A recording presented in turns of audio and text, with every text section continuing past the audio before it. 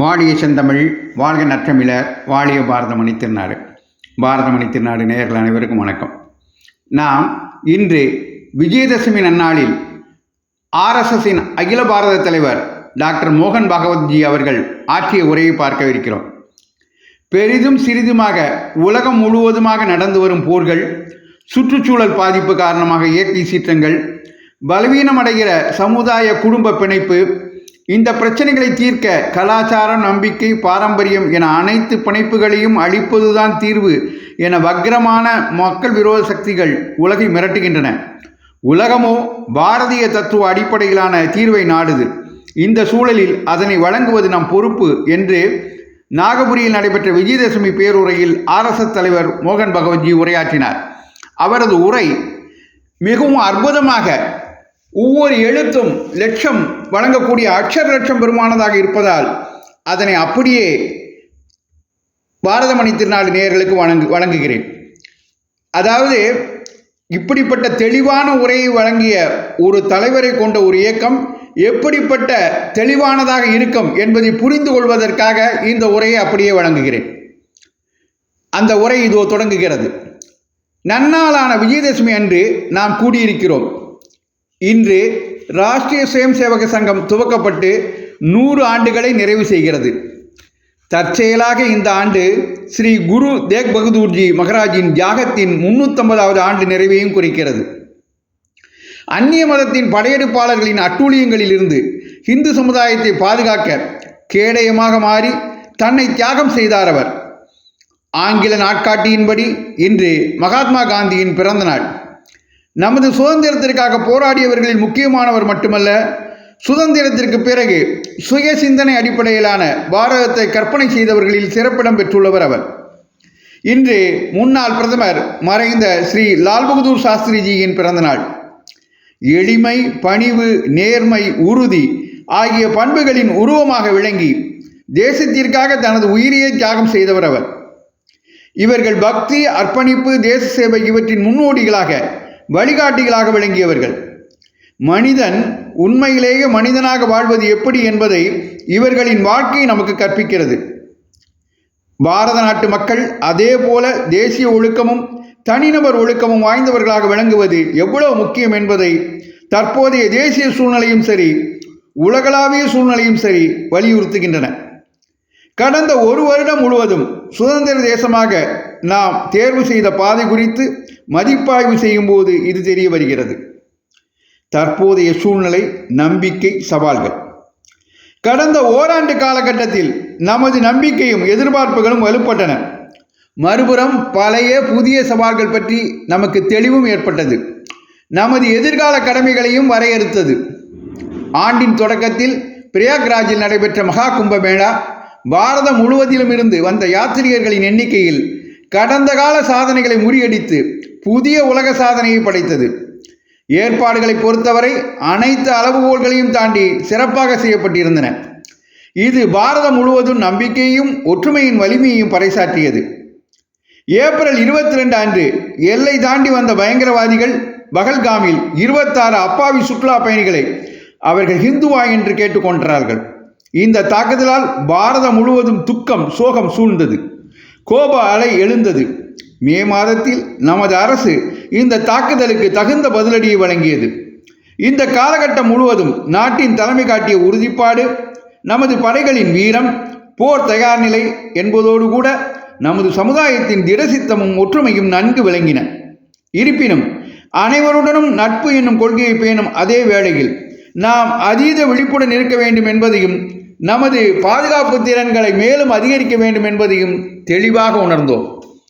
இந்த சம்பவத்திற்கு பிறகு உலகின் பிற நாடுகள் மேற்கொண்ட நடவடிக்கைகள் உலக அரங்கில் நமது நண்பர்கள் யார் என்பதை வெளிப்படுத்தியதுடன் அவர்கள் எந்த அளவிற்கு நமக்கு ஆதரவாக நிற்க தயாராக இருக்கிறார்கள் என்பதையும் வெளிக்காட்டியுள்ளன. அரசாங்கத்தின் உறுதியான நடவடிக்கைகள் காரணமாக பயங்கரவாத நக்சலைட் இயக்கங்கள் பெருமளவில் கட்டுக்குள் கொண்டு வரப்பட்டுள்ளன. அவர்களின் வரட்டு சித்தாந்த கொடுமைகள் ஆகியவை பற்றி மக்கள் புரிந்து கொண்டதும் இதற்கு ஒரு காரணம். சுரண்டல், அநீதி, வளர்ச்சியின்மை இவற்றோடு நிர்வாக தரப்பின் சரியான புரிதலின்மை ஆகியவை நக்சலைட்டுகளின் வளர்ச்சிக்கு காரணமாக இருந்தன. இப்போது இந்த தடைகள் நீக்கப்பட்டு விட்டன. அந்த பகுதிகளில் சமூக நீதி, வளர்ச்சி, சமூகம் குறித்த நல்லெண்ணம், அக்கறையோடு கூடிய செயல்பாடுகள், நல்லிணக்கம் இவற்றை உறுதி செய்ய ஒரு விரிவான செயல் திட்டம் தற்போது தேவைப்படுகிறது. இன்று பொருளாதாரத்துறையில் நமது நிலை மேம்பட்டு வருகிறது எனலாம். தொழில் துறையில் நமது நாட்டை உலகின் முன்னணி நாடாக மாற்ற வேண்டும் என்பதில் பொதுமக்களிடையே உற்சாகமும் செயலூக்கமும் அதிகரித்துள்ளது. குறிப்பாக இளைய தலைமுறையினரிடையே இது தெளிவாக தெரிகிறது. இருப்பினும் தற்போது இருக்கும் பொருளாதார வழிமுறைகள் உலகம் முழுவதும் சில குறைகள் கொண்டுள்ளது.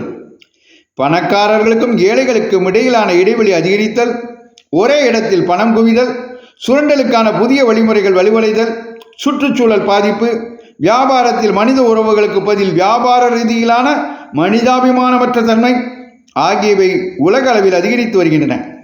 இவை நம்மை பாதிக்காமல் இருக்கவும் அமெரிக்கா தனது சுயநலத்தை மட்டுமே அடிப்படையாக கொண்டு அறிவித்துள்ள வரி கொள்கையால் ஏற்படும் சவால்களை எதிர்கொள்ளவும் சில மறுபரிசீலனைகள் அவசியம்.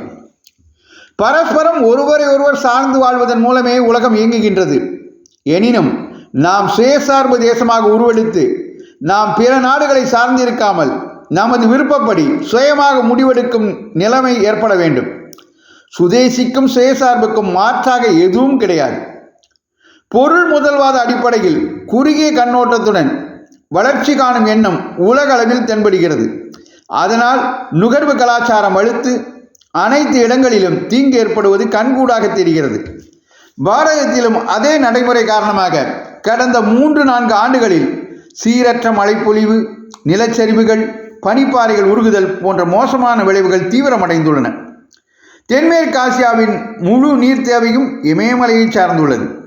இமயமலையில் ஏற்படும் இந்த பேரழிவுகள் பாரதத்திற்கும் தெற்காசியாவின் பிற நாடுகளுக்கும் ஒரு எச்சரிக்கை மணியாக கருதப்பட வேண்டும். சமீபத்திய ஆண்டுகளில் நமது அண்டை நாடுகளில் பெருமளவிலான கொந்தளிப்பு ஏற்பட்டுள்ளது. இலங்கை, வங்கதேசம், சமீபத்தில் நேபாளம், இங்கெல்லாம் பொதுமக்கள் தங்கள் கோபத்தை வெளிப்படுத்தி வன்முறை மூலம் ஆட்சி மாற்றத்தை ஏற்படுத்தியது நமக்கு கவலை அளிக்கிறது. பாரதத்திலும் இதுபோன்ற குழப்பங்கள் உருவாக்க விரும்பும் சக்திகள் நம் நாட்டிற்கு உள்ளேயும் வெளியேயும் தீவிரமாக செயல்படுகின்றன. இப்படிப்பட்ட நிலை உருவாவதற்கு அரசாங்கத்திற்கும் சமுதாயத்திற்கும் நடுவே இடைவெளி அதிகரிப்பதும் மக்கள் நலன் விரும்பும் திறமையான நிர்வாகிகள் இல்லாமல் போவதும் காரணம். இருப்பினும் வன்முறை மூலம் விரும்பத்தக்க மாற்றத்தை ஏற்படுத்த இயலாது. ஜனநாயக வழிமுறைகள் மூலம் மட்டுமே சமுதாயம் முழுமையான மாற்றத்தை உருவாக்க முடியும். இல்லையெனில் இதுபோன்ற வன்முறை ஏற்படும் போது உலகின் ஆதிக்க சக்திகள் தங்கள் சொந்த லாபத்திற்காக குழப்பம் விளைவிக்கும் வாய்ப்புள்ளது. இந்த அண்டை நாடுகள் கலாச்சார ரீதியிலும் மக்களுக்கிடையிலான நீண்டகால உறவு அடிப்படையிலும் பாரதத்துடன் உணர்வுபூர்வமாக இணைந்துள்ளன. ஒரு வகையில் அவை நமது சொந்த குடும்பத்தின் அங்கமே.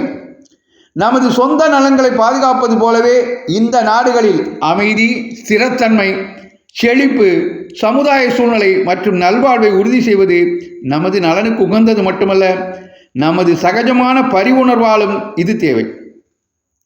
உலகம் முழுவதும் அறிவியல் முன்னேற்றம், தொழில்நுட்பம் மூலம் மனித வாழ்க்கையின் பல அம்சங்களை வசதியாக மாற்றும் திறன், தகவல் தொடர்பு மூலம் நாடுகளுக்கு இடையே அதிகரிக்கும் தொடர்பு, உலகளாவிய வர்த்தகம் இவை எல்லாமாக வாழ்வை சுகமயமாக்கியது போன்ற தோற்றத்தை ஏற்படுத்தியுள்ளன. இருப்பினும் அறிவியல் தொழில்நுட்ப முன்னேற்றத்தின் வேகத்திற்கும் மனிதர்கள் இவற்றிற்கேற்ப தங்களை மாற்றியமைத்துக் கொள்ளும் வேகத்திற்கும் இடையே கணிசமான இடைவெளி உள்ளது. இதன் காரணமாக சாதாரண மக்களிடையே ஏராளமான பிரச்சனைகள் தலை தூக்குகின்றன. பெரிதும் சிறிதுமாக உலகம் முழுவதும் நடந்து வரும் போர்கள், மோதல்கள், சுற்றுச்சூழல் பாதிப்பு காரணமாக ஏற்படும் இயற்கை சீற்றங்கள், சமுதாய மற்றும் குடும்ப பிணைப்புகள் பலவீனமடைதல், அன்றாட வாழ்க்கையில் மற்றவர்கள் மீதான விரோதம் போன்ற பிற பிரச்சனைகளையும் நாம் காண்கிறோம். இந்த பிரச்சனைகள் அனைத்தையும் தீர்க்க முயற்சிகள் மேற்கொள்ளப்பட்டுள்ளன. ஆனால் அவை மோசமடைவதை தடுக்கவோ அல்லது ஒரு விரிவான தீர்வை வழங்கவோ முடிவதில்லை. கலாச்சாரம், நம்பிக்கை, பாரம்பரியம் போன்ற அனைத்து பிணைப்புகளையும் முற்றிலுமாக அழிப்பதுதான் தீர்வு எனும் வக்கிரமான மக்கள் விரோத சக்திகளின் மிரட்டலை அனைத்து நாடுகளும் எதிர்கொள்கின்றன. ஏற்கனவே நிலவி வரும் சமுதாய கேடுகள், மோதல்கள், வன்முறை இவற்றை சாதகமாக்கிக் கொண்டு இவற்றை மேலும் தீவிரமாக்கும் சக்திகள் இவை. பாரதத்திலும் இத்தகைய சூழ்நிலையை நாம் பல்வேறு இடங்களில் காண்கிறோம். பாரதிய தத்துவ சித்தாந்தங்களை அடிப்படையாக கொண்ட தீர்வுகளை உலகம் ஆவலுடன் எதிர்பார்த்து கொண்டிருக்கிறது. நாடு முழுவதும் குறிப்பாக இளைய தலைமுறையினரிடையே தேசியவாத உணர்வும் கலாச்சார ஈடுபாடும் தொடர்ந்து அதிகரித்து வருவது நமது நம்பிக்கையை வலுப்படுத்துகிறது, உத்வேகம் அளிக்கிறது. சுயம் சேவகர்களுடன் செயல்படும் ஆன்மீக சமுதாய நிறுவனங்களும் தனிநபர்களும் சமுதாயத்தின் பின்தங்கிய பிரிவினருக்கு தன்னலமின்றி சேவை செய்ய முன்வருகிறார்கள். இதன் விளைவாக சமுதாயத்தின் சுயசார்பு பிரச்சனைகளை தீர்க்கும் திறன், தேவைகளை பூர்த்தி செய்யும் திறன் ஆகியவை மேம்பட்டுள்ளன. சங்க பணிகளின் சமுதாய சேவையிலும் இணைந்து பணியாற்ற சமுதாயம் அதிகமாக ஆர்வம் காட்டுவதை காண முடிகிறது. சிந்தனையாளர்கள் மத்தியிலும் வளர்ச்சி விஷயத்தில் தற்போது நிலவுகிற முன்மாதிரிகள் அல்லாமல் பாரதிய கண்ணோட்டத்தின் அடிப்படையிலான வளர்ச்சிக்கான உத்திகள் பற்றி ஆராயும் ஆர்வம் அதிகரித்து வருகிறது. பாரதத்தின் தத்துவ கண்ணோட்டம். சுவாமி விவேகானந்தர் முதல் மகாத்மா காந்தி, தீனதயாள் உபாத்யாயா, ராம் மனோகர் லோகியா வரை நமது நவீன சிந்தனையாளர்கள் அனைவரும் பாரதத்தையும் உலகத்தையும் பற்றி பாரத கண்ணோட்டத்தின் அடிப்படையில் சிந்திக்க முயன்றவர்கள். உலகின் அனைத்து பிரச்சனைகளையும் தீர்ப்பதற்கு ஒரே திசையில் பயணித்துள்ளனர். நவீன உலக கண்ணோட்டம் முற்றிலும் தவறாக இல்லை என்றாலும் கூட அது முழுமையடையவில்லை. இதனால்தான் சில நாடுகளும் சில பிரிவினர்களும் பொருளாதாரத்தில் முன்னேற்றத்தை கண்டுள்ள போதிலும் அனைவருக்கும் இது நடக்கவில்லை. மற்றவற்றை விட்டுவிடுங்கள்.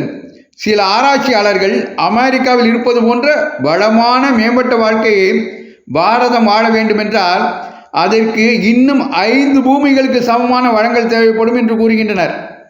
இதனால்தான் வளர்ச்சியோடு கூட மனித குலத்திற்கும் இயற்கைக்கும் புதிய பிரச்சனைகள் எழுகின்றன, பல நெருக்கடிகளை எதிர்கொள்கின்றன. சரியான கண்ணோட்டம் இல்லாததே இதற்கு காரணமாகும். நமது முழுமையான சனாதன ஆன்மீக ஒருங்கிணைந்த கண்ணோட்டம் மனம், அறிவு, ஆன்மீக வளர்ச்சியுடன் ஒரு தனிநபரின் பொருளாதார நல்வாழ்வையும் உறுதி செய்யும் சக்தியை கொண்டுள்ளது. இது மனித சமுதாயத்தின் ஒட்டுமொத்த உலகத்தின் முன்னேற்றத்தையும் உறுதி செய்ய முடியும். தனிப்பட்ட தேவைகள், விருப்பங்களுக்கு ஏற்ப பொருளாதார நல்வாழ்வை உறுதி செய்வதோடு நமது கண்ணோட்டம் கடமை உணர்வையும் ஒற்றுமையையும் வளர்க்கிறது. ஏனென்றால் அனைவரையும் ஒன்றிணைக்கும் கொள்கையை நாம் உணர்ந்துள்ளோம். அதன் மூலம் ஆயிரக்கணக்கான ஆண்டுகளாக மனிதர்கள் இயற்கை சகவாழ்வை மதிக்கும் ஒரு அழகான, வளமான, அமைதியான வாழ்க்கை முறையை நாம் உருவாக்கினோம். இன்றைய உலகின் தேவைகளை பூர்த்தி செய்யும், இன்று மனிதகுலம் எதிர்கொள்ளும் பிரச்சனைகளுக்கு நிரந்தர தீர்வை வழங்கும் இந்த முழுமையான ஒருங்கிணைந்த கண்ணோட்டத்தின் அடிப்படையில் ஒரு புதிய வடிவத்தை உலகம் கோருகிறது. பாரத நாட்டு மக்கள் அப்படி ஒரு வாழ்க்கை மூலம் அனைவரும் பின்பற்றத்தக்க முன்மாதிரியை, வாழ்க்கை முறையை வழங்குவது காலத்தின் தேவை. சங்கத்தின் தொலைநோக்கு பார்வை. ராஷ்டிரிய சுயம்சேவக் சங்கம் 100 ஆண்டுகளை நிறைவு செய்துள்ளது. சங்கத்தின் நற்குணங்கள் அவற்றை உள்வாங்கிய பிறகு சுயம்சேவகர்கள் சமுதாயத்தில் வெவ்வேறு துறைகளிலும் அமைப்புகளிலும் பங்களித்து வருகின்றனர். உள்ளூர் முதல் தேசிய அளவிலான அமைப்புகள் வரை பணியாற்றுகின்றனர். சமுதாயத்தில் ஆக்கபூர்வமான பணியாற்றி வரும் பலருடன் இணைந்து பரஸ்பர ஒத்துழைப்புடன் பல்வேறு காரியங்களில் சுயம்சேவகர்கள் ஈடுபட்டுள்ளனர். இந்த ஒட்டுமொத்த அனுபவத்தின் அடிப்படையில் சங்கம் சில தெளிவுகளையும் தீர்வுகளையும் கண்டறிந்துள்ளது. 1. பாரதத்தின் வளர்ச்சி வேகமெடுத்துள்ளது. இருப்பினும் சில அரைகுறை கொள்கைகளை, செயல்முறைகளை கடைபிடித்து வருகிறோம். அதே வழிமுறையின் மூலமாக உலகத்துடன் சேர்ந்து நாமும் இவ்வளவு தூரம் முன்னேறியுள்ளோம் என்பதும், உடனடியாக மாற்றங்களை செய்ய முடியாது என்பதும் உண்மைதான். ஆனால் நீண்டகால நன்மைக்காக நாம் படிப்படியாக மாற்றங்களை துவக்க வேண்டும். உலகம் தற்போது எதிர்கொள்ளும் அல்லது எதிர்காலத்தில் எதிர்கொள்ளவிருக்கும் சவால்களிலிருந்து நம்மை தற்காத்து கொள்ள வேறு வழி இல்லை. நமது ஒருங்கிணைந்த முழுமையான பார்வையின் அடிப்படையில் ஒரு வெற்றிகரமான வளர்ச்சி மாதிரியை உருவாக்கி அதை உலகின் முன் வைக்க வேண்டும். பொருளாசை போன்ற அதீத ஆசைகளின் பின்னால் கண்மூடித்தனமாக ஓடிக்கொண்டிருக்கும் உலகிற்கு ஆன்மீகம், பண்பாடு, பழக்க வழக்கங்கள், அனைவரையும் அரவணைத்து சென்று முன்னேறுதல் என்கிற தர்மத்தின் அடிப்படையிலான வளர்ச்சியை காட்ட வேண்டும். 2. உலகம் பின்பற்றுவதற்கு ஏற்ற ஒரு மாதிரியை உருவாக்குவதன் பொறுப்பு அரசை மட்டும் சார்ந்ததில்லை. ஏனெனில் மாற்றத்தை உருவாக்க அரசு இயந்திரத்தின் விருப்பமும் திறனும் ஒரு வரையறைக்கு உட்பட்டது. இதற்கான உத்வேகமும் அதை செயல்படுத்த தேவையான திறனும் சமுதாயத்தின் விருப்பம் மூலம் மட்டுமே கிடைக்கிறது. எனவே சமுதாயத்தில் மாற்றம் ஏற்படுத்துவதற்கு விழிப்புணர்வும் சமுதாயத்தின் நடத்தையில் மாற்றமும் அவசியமாகிறது. வெறும் பேச்சு, எழுத்தால் சமுதாயத்தின் நடத்தையில் மாற்றம் ஏற்படாது. நாம் தீவிரமான சமுதாய விழிப்புணர்வை உருவாக்க வேண்டும். உருவாக்குபவர்கள் அவ்வாறு வாழ்ந்து காட்ட வேண்டும். தனது வாழ்க்கையின் மூலம் சமுதாயத்திற்கு எடுத்துக்காட்டாக விளங்கக்கூடியவர்கள் ஒவ்வொரு பகுதியிலும் இருக்க வேண்டும். எனவேதான் மனித நிர்மாணத்தின் மூலம் சமுதாய மாற்றம், அந்த சமுதாய மாற்றத்தின் மூலம் ஒட்டுமொத்த மாற்றம் என்பதுதான் உலகில் நல்லதொரு மாற்றத்தை ஏற்படுத்தும் வழி. இதுவே சுயம் சேவகர்களின் கூட்ட அனுபவமாக இருந்து வருகிறது. 3. ஒவ்வொரு சமூகத்திலும் இப்படிப்பட்ட நபர்களை உருவாக்குவதற்கான ஏற்பாடு உண்டு. இந்த வழிமுறைகள் பல நூற்றாண்டு அந்நிய ஆக்கிரமிப்பில் அளிக்கப்பட்டது. அவற்றை இந்த காலத்திற்கு ஏற்ற வகையில் நமது வீடு, கல்வி முறை, சமுதாயத்தின் பரிமாணங்களுக்கு ஏற்ப மீண்டும் ஏற்படுத்த வேண்டும். மனதளவில் இவற்றை ஏற்றாலும் கூட இவற்றை நடைமுறைப்படுத்த நமது புத்தி, சொல், செயல் இவற்றில் மாற்றம் ஏற்பட வேண்டும். இதற்கு ஒரு வழிமுறை அவசியம். சங்க ஷாகா இத்தகைய ஒரு வழிமுறை. கடந்த 100 ஆண்டுகளாக சங்க காரியகர்த்தர்கள் பல்வேறு வித சூழ்நிலைக்கு மத்தியிலும் இந்த வழிமுறையை பின்பற்றி வருகிறார்கள்.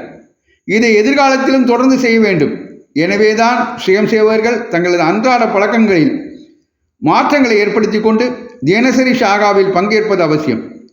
தனி மனிதரின் குணமேம்பாடு, குழுவாக பணியாற்றுதல், சமுதாயத்தில் ஒற்றுமையை, புரிந்துணர்வை ஏற்படுத்தி இங்கு இணக்கமான சூழ்நிலையை ஏற்படுத்த வேண்டிய பணிகள் குறித்த பயிற்சிகளை அளிப்பதே ஷாகாவின் நோக்கமாகும். 4. ஒரு நாட்டின் முன்னேற்றத்திற்கு முக்கிய காரணி சமுதாய ஒற்றுமையாகும். நமது நாடு பன்முகத்தன்மை கொண்டது. பல மொழிகள், பல மதங்கள், பல வாழ்க்கை முறைகள், மாநிலம், சாதி காரணமாக பலவிதமான உணவு பழக்கங்கள் என இந்த பன்முகத்தன்மை பல காலமாக இருந்து வருகிறது. கடந்த 1000 வருடங்களில் பாரதத்தின் எல்லைக்கு வெளியில் இருந்து அந்நிய வழிபாட்டு முறைகள் உள்ளே வந்துள்ளன. அந்நியர்கள் வெளியேறிவிட்டாலும் அந்த வழிபாட்டு முறைகளை ஏற்றுக்கொண்ட நமது சகோதரர்கள் பாரதத்தில் இருக்கிறார்கள். அனைவரையும் வரவேற்று ஏற்பதே பாரதிய கலாச்சாரம். அவர்களை அந்நியர்களாக நாம் கருதவில்லை. இந்த பன்முகத்தன்மையே நமது சிறப்பு. இது குறித்து பெருமை கொள்ள வேண்டும். இந்த பன்முகத்தன்மை நமக்குள் பிரிவை ஏற்படுத்தக்கூடாது. நாம் அனைவருமே பெரிய சமுதாயத்தின் ஒரு அங்கம். ஒரு சமுதாயமாக, ஒரு கலாச்சாரமாக, ஒரு தேசமாக நாம் ஒற்றுமையாக இருக்கிறோம். இந்த அடையாளமே மற்ற அனைத்தையும் விட உயர்ந்து சமுதாயத்தில் நாம் ஒருவரை ஒருவர் இந்த எண்ண ஓட்டத்துடன் பார்க்க வேண்டும். ஒவ்வொருவருக்கும் தனித்தனி நம்பிக்கைகள், மகா புருஷர்கள், வழிபாட்டு முறைகள் உள்ளன. இவற்றை நமது மனம், சொல், செயல் ஆகியவற்றால் அவமதிக்கக்கூடாது. இதற்கான விழிப்புணர்வு ஏற்படுத்த வேண்டும். நாம் அனைவரும் சட்ட திட்டங்களை மதித்து நல்லிணக்கத்துடன் வாழ வேண்டும். சின்ன விஷயங்களுக்கெல்லாம் அல்லது யூகத்தின் அடிப்படையில் தெருவில் இறங்கி வன்முறையில் ஈடுபடுவது, சட்டத்தை கையில் எடுத்துக்கொள்வது இவற்றை தவிர்க்க வேண்டும். அது தவறு. தங்கள் பலத்தை காட்டி பிற மதத்தவர்களின் உணர்ச்சிகளை தூண்டுவது, எதிர்வினை புரிவது போன்ற செயல்கள் திட்டமிட்டு நடத்தப்படுகின்றன. இந்த சதியில் சிக்கிக்கொள்வது தற்காலம், நீண்ட காலம் இரண்டிற்குமே ஆபத்து. இவற்றை தடுத்து நிறுத்துவது அவசியம். அரசாங்கம் சட்டத்தின் அடிப்படையில் நடவடிக்கை எடுக்க வேண்டுமே தவிர நிர்பந்தத்தாலோ பாரபட்சத்துடனோ அல்ல. நாட்டில் உள்ள நல்ல மனிதர்களும், சஞ்சன சக்தி இளைஞர்களும் விழிப்புடனும் ஒற்றுமையுடனும் இருப்பதுடன் தேவைக்கேற்ப தலையிடவும் வேண்டும். 5. இந்த ஒற்றுமையின் அடித்தளத்தை நமது உளமார்ந்த கலாச்சார ஒற்றுமை என்று கூறுகிறார் பாபா சாஹிப் அம்பேத்கர் அவர்கள். பண்டைய காலங்களில் இருந்தே பாரதிய கலாச்சாரம் இங்கு சிறப்பாக போற்றப்பட்டு வந்துள்ளது. இது அனைவரையும் உள்ளடக்கி அனைத்து விதமான பன்முகத்தன்மையையும் மரியாதை அளித்து அரவணைக்க சொல்கிறது. இதுவே பாரதத்தின் ஆன்மீக தத்துவம். இரக்கம், தூய்மை, ஒழுக்கம் ஆகியவை நம் தர்மத்தில் வேரூன்றியுள்ளது. இந்த தேசத்தின் குழந்தைகளாக இந்து சமுதாயம் இதை தங்களது வாழ்க்கை முறையின் அங்கமாக ஏற்றுள்ளது. அதனால் இது ஹிந்து பாரம்பரியம் என அழைக்கப்படுகிறது. இது பல முனிவர்களின் தவத்தின் மூலமாக உருவானது.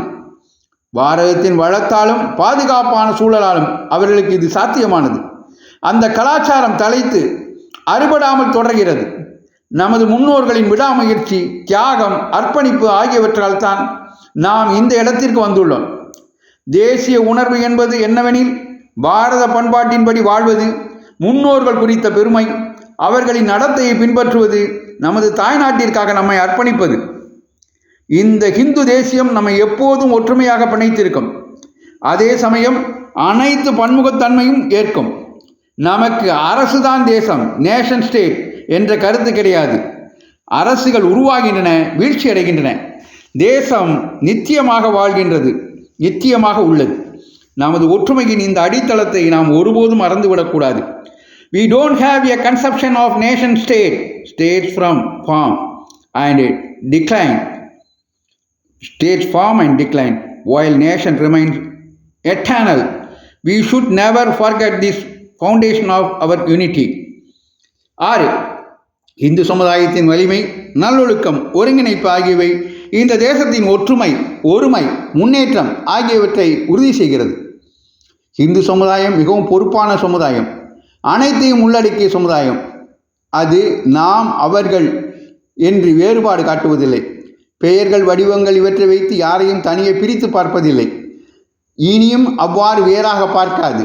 வசுதைவ குடும்பகம் என்கிற உயரிய கோட்பாட்டை இந்து சமுதாயம் உறுதியாக கடைபிடிக்கிறது.